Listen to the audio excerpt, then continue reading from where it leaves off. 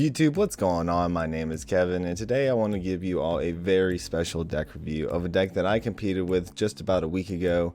I ended up getting 11th place with it, and I just wanted to kind of go over the deck and just highlight what the strengths of it were, what the weaknesses are, and yeah, just kind of share that information with all of you today. So hope you all enjoy, and let's get into the deck review.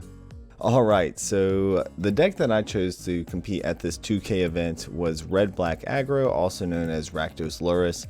The deck has kind of fallen off a little in popularity, but I still love it. I think it's a great deck. It's even kind of altered itself to where there's Grixis, Jund, and Mardu versions of it now. But as the name implies, it is a Lurrus of the Dreamed In deck, so we are going to be utilizing our graveyard for this strategy, replaying a bunch of permanents, just trying to get more value. But let's go ahead and look into a lot of the creatures to see how we're necessarily applying an aggressive strategy with this deck. So first and foremost, we have Ragavan, all-star of the deck, 1 mana 2/1. You can dash it for 2. Whenever Ragavan connects, you're going to be able to exile the top card of your opponent's library and then cast it until the end of the turn. You're also going to be able to get an artifact token that is a treasure. So you're going to be able to ramp and potentially cast whatever you steal off your opponent's library. If not, the artifact will still be there, and you'll just have a little stockpile of treasure to hopefully multicast spells or get a big 4 mana but actually 2 mana creature onto the battlefield, but we'll get more into those in a second. Next up, we have Dragon's Rage Channeler. So Dragon's Rage Channeler is a 1/1 for 1, and it has Delirium. So we're a Delirium deck. There's one other card that has Delirium, but we'll get into that in a second. So Delirium, as long as you have 4 different cards, card types in your graveyard, you're going to be able to get the Delirium effect, which is as long as you have Delirium, Dragon's Rage Channeler will get +2/+2, and it has flying. Also has to attack each combat if able. So this is going to be a 1 mana 3/3 most of the time, or ideally, and this is going to apply a very fast clock onto your opponent. And to help play into your Delirium strategy, whenever you cast a non-creature spell, you get to surveil one. Most of the time I find myself just putting whatever I find into the graveyard unless I really want to cast it next turn. So you don't have to think extra hard with this card. You can always just put it in the bin if it's not what you want, but there are definitely some lines that you can take with this card. And the next card that we're running a 4 of in this deck that is a creature is Dauthi Voidwalker. So for 2 mana, you get a 3/2 that is effectively unblockable with Shadow. And you get to have this weird kind of like aggressive body and a Leyline of the Void effect attached to it. So whenever a card would enter your opponent's graveyard, you're going to exile it and put a Void counter on it. You can later tap and sacrifice Dauthi Voidwalker, choosing an exiled card an opponent has in their graveyard, or sorry, in their exile zone with a Void counter on it, and you can cast it without paying its converted mana costs. Correct? Yes, without paying its mana cost. So this is a really interesting card, but one thing to note is that you cannot cast things at an inappropriate casting time. So for example, if you are in an instep, you cannot sacrifice the Voidwalker and then cast a Planeswalker, for example. So definitely something to keep in mind, but regardless, still a very powerful card where you're able to apply pressure with it as a 3/2 unblockable body, while at the same time just saying your opponent can't have a graveyard from that moment on as long as the Voidwalker is still on the field. Now for our 2/ofs of creatures, we have what I call our Haymakers, which really you want to be casting these for 4 mana, but they are technically 2 mana creatures, and that is going to be Kroxa, Titan of Death's Hunger, and Tourach, Dread Cantor. So most people know Kroxa by now, but if you do not, it's just a 2 mana 6/6 that when it enters the battlefield, you're going to sacrifice it unless it was escaped. Whenever it enters the battlefield, your opponent has to discard a card. If it was a land or nothing, they lose 3 life. If it was anything else, then they do not have the life lost, but they still have to discard the card. Tourach, Dread Cantor, 2 mana, but has kicker for double black, has protection from white. Whenever an opponent discards a card, you will put a +1/+1 counter on Tourach, and whenever Tourach was kicked, your opponent has to discard 2 cards at random. That at random part is so helpful because typically what your opponent would do is just get rid of 2 lands or just discard 2 cards that really weren't helping them at the moment. But by making it at random, sometimes you actually hit exactly what they're trying to do. So definitely a good little added addition to the discard effect there. And last but not least, I had a little bit of spice that I wanted to add into the deck, and that is that I'm running 2 Dark Confidant in the deck. This card is kind of like a Dauthi Voidwalker in the sense that it has a very good effect attached to a body, so we can keep swinging in with it as long as the attacks are good in our favor. But one thing that I always found with this deck is that I was kind of running out of gas. I didn't really have the draw power that I was looking for. I just wanted more cards in my hand, and even with Lurrus, I was just afraid of casting the Lurrus, getting 1 card off of it, and then that was the end of that. So I ran 2 Dark Confidant. My roommate kind of helped push me to that because I was on the fence for it for so long. And although it did secure my 11th place, I will definitely say this card is optional. You do not have to run this, and you can definitely up the number of some of the other cards if you do not wish to play the Dark Confidant. So moving away from the creatures, we now know what we're going to be casting to get our aggressive package in there. Let's look at the spells, the instants, the sorceries. What are we looking at here? And to start off with most hand hate, or most decks that are in black, we have the hand hate package. And by that I typically mean we have the Inquisition to Kozilek, and we have the Thoughtseize in the main. Always great to have a 1 mana, just look at your opponent's hand, take out whatever is going to be disrupting our game plan for whatever our hand may be at the time. And just getting additional info on top of that. Just write down whatever cards they have in their hand, and now you kind of know typically how they're going to play as well.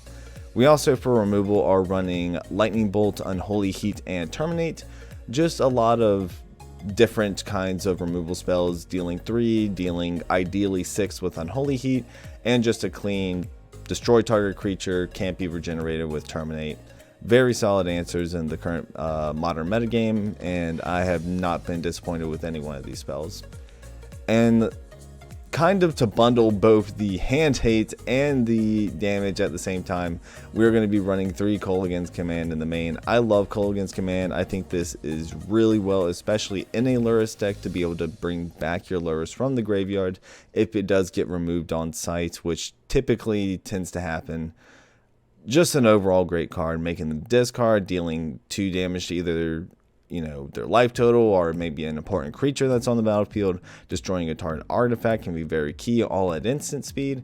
Just, there's not much to really complain about with this card. And kind of as like a doesn't really fit into the package as far as like the aggro and the hand hate, but still very important to the deck, we are running 4 Mishra's Bauble. Mishra's Bauble is just really an artifact to have in the deck that's going to allow us to, well, 1, replace itself with the draw effect on the next upkeep, so we're not really losing any cards by playing this, but also it's going to be nice to have an artifact in the graveyard for our Delirium types. Also nice to pitch it for the escape cost for Kroxa, and also very good card to loop with Lurrus as well. Just have Lurrus on the field, buy back the Mishra's Bauble, keep sacrificing it, always knowing what our opponent is drawing, and always being able to net an extra card every single time we go to the next upkeep. So with that being said, I want to move on to the lands. I'm not going to talk too much about the lands, but the only lands that I really want to kind of give a spotlight to are Shizo's Death Storehouse, a legendary land from the Kamigawa sets, that for 1 black you can tap it and target legendary creature gains fear until end of turn. Now some decks like to also run the red Kamigawa land that is pretty much a carbon copy of this, except instead of fear it's going to be giving first strike. I'm not the biggest fan of the first strike one, although I can definitely see its application, so if you want to run the red one, I encourage it, but for me personally, I just wanted to stick with the black one and just have that one. Wasn't really a big fan of the red one, but other than that, Graven Cairns is also another land that I'm running. I really like the filter lands. At first I wasn't too keen on them, but as I played more and more games with them, this game really helps, especially if you're flooded on red mana and you really need that double black for the Voidwalker, or you want to try and kick your Tourach, or you're trying to fix your mana for a Kroxa escape. This card really helps out a lot with being able to filter your mana and get exactly what you need. Alright, so let's go ahead and move on to the sideboard. So for the sideboard, I'm not going to go into too much of like why everything was chosen exactly like that. I think that's more of a sideboard guide video, but to give a general overview of what we're looking at here, we have 3 engineered explosives. Just an amazing card with so many Ragavans and DRCs running around. With the food decks running around, there's a lot of art, like bunch of food tokens. You can just put it on 0 and blow them all up. Also very good against affinity type decks. Just haven't really been very unimpressed with this card, so I like it at 3. It's also very good against the the white creatures that are pro red and pro black, such as Sanctifier on Vect or Auriok Champion. Very good clean wave to remove them. We also are running 3 Alpine Moon. This is typically to just go up against the Urza Saga decks. Also found a weird win where I named Inkmoth Nexus against a Hammer Time deck, so definitely has some alternating properties there. Also in theory could be good against Tron, but moving on, again, try not to get too in depth with all these. Next up, we're going to have 3 Shattering Sprees in the sideboard. Again, just amazing artifact, very solid artifact hate that you can just side in if you're going up, again, against like a Hammer Time deck, Affinity deck, any sort of food deck of those kind. Next up, we have 1 Chalice of the Void. This is typically good against your Living In decks, and really you only want to be putting Chalice of the Void on 0 in this case. You do not want to try and put it on 1 because you lock out so many of your own spells, and even at 2 you're really hurting yourself more than you're helping yourself, so definitely only want Chalice of the Void on 0 in this case. 1 Pyrite Spellboml, again another answer for, it's a good removal spell in some cases, also very good for the protection creatures as it is technically a colorless spell, or a colorless source I should say, and if you happen to just play it and then you don't really need it for removal, you can just pay 1, sacrifice it, draw a card, get good value off of it with Lurrus, but typically a good 1 of in the side in my experiences.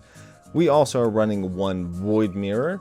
Void Mirror is also in a similar spot to Chalice where it counters decks like Living End and stuff like that, but it also has other applications such as Cascade and whatnot where you are able to counter it because no colored mana was spent to cast it. And to finalize the sideboard, we're running 1 Terminate and 1 Thoughtseize.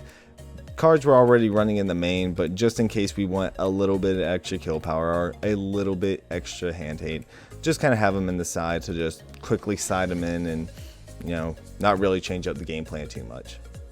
Alright everyone, so that was my Red Black Aggro brief deck review. I hope you all enjoyed it. Please leave a like, comment, and subscribe down below.